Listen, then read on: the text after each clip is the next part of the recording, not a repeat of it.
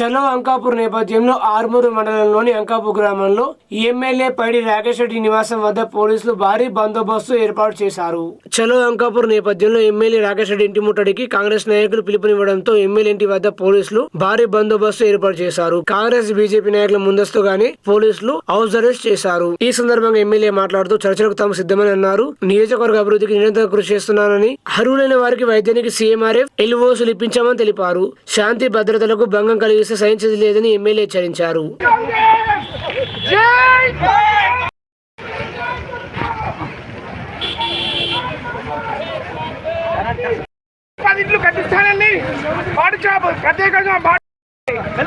రూపాయికి వైద్యం చేస్తున్నాడు. రూపాయికి ప్రతి ఊరి గ్రామాల్లో వైద్యం చేయాలి. ఊరుకు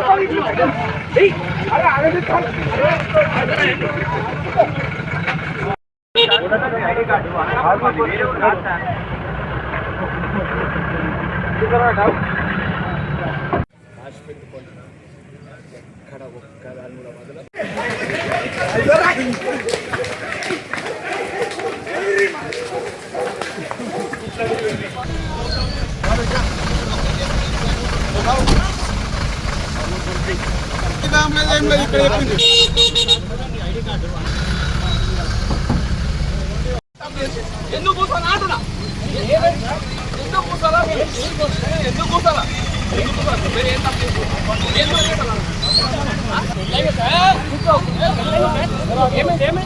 ఏమేమి సార్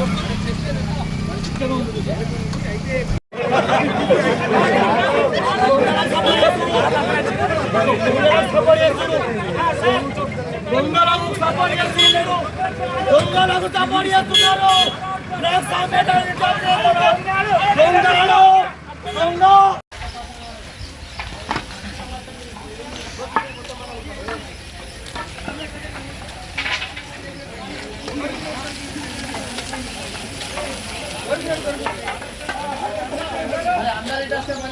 అందరూ ఎందుకు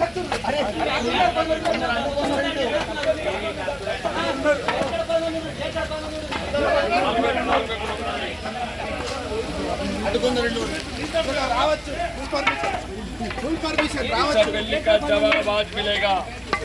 इस पेल्ली का जवाब आज मिलेगा. इस पेल्ली का जवाब आज मिलेगा. రాముడి సంతానంకు రావణుడి సంతానంకు ఈరోజు జరిగే పోరాటం ఆర్మూరులో. ఈరోజు ధర్మం ఒకవైపు, అధర్మం ఒకవైపు, ప్రజల పక్షాన నిలిచిన గొంతులు ఒకవైపు.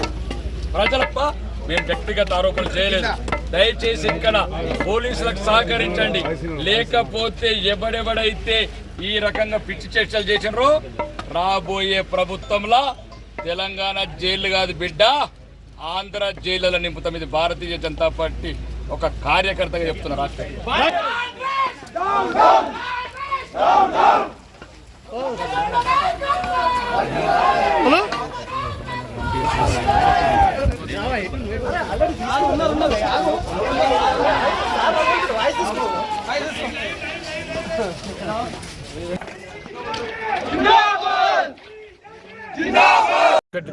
అన్న పై చదువులకోవాలన్నా, పై ఉద్యోగాలకోవాలన్నా సర్టిఫికేట్ ఇస్తారు.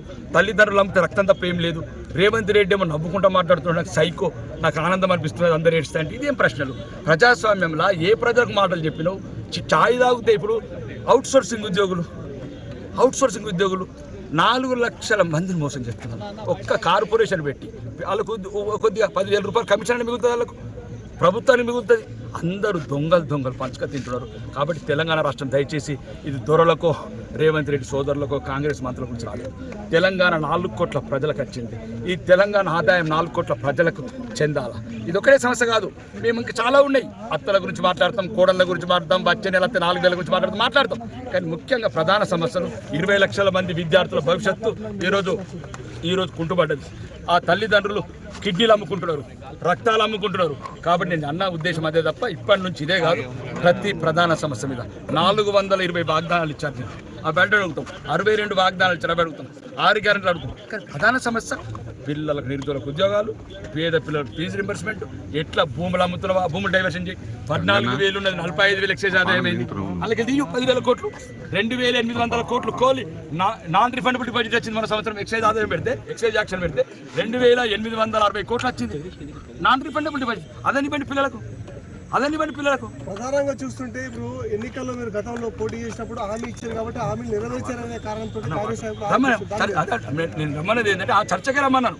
ఈ రోజు మిమ్మల్ని రమ్మంటానికి నేను చెప్తున్నది, నేనేమి ఇచ్చాను, ఏం చేశాను, మీరేమి ఇచ్చిండ్రు, ఏం చేశారు. అవసరమైతే కాగితాలు రాసుకుందాం, బ్యాలెన్స్ షీట్ రాసుకుందాం. మీరేమి ఇచ్చిండ్రు, ఏం రాయలేదు, ఏం చేయలేదు. నేను ఏమి ఇచ్చినా ఏం చేయలేదు. ఇప్పుడు నా స్థాయి నాయకులు, ప్రజలు ఎన్నుకున్న నాయకులు ఒక సుదర్శన్ రెడ్డి గారు ఉన్నారు, సీనియర్ నాయకుడు అండి. భూపతి రెడ్డి సీనియర్ నాయకుడు ఉన్నాడు.